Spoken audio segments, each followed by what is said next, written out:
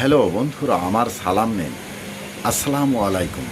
আশা করি আপনারা সবাই ভালো আছেন ইনশাল্লাহ, এবং আমার প্রত্যাশাও তাই।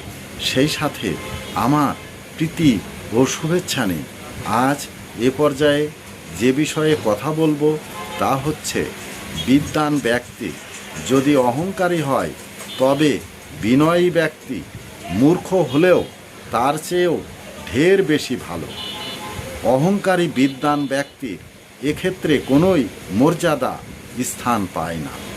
মনে রাখবেন, অহংকারী বিদ্বান অপেক্ষা বিনয়ী মূর্খ মহৎ। এ পর্যায়ে এখানেই রাখছি। ততক্ষণ পর্যন্ত আপনারা সবাই ভালো থাকুন, সুস্থ থাকুন এবং নিরাপদে থাকুন। শুভকামনা নিরন্তর সবার জন্য সবসময়।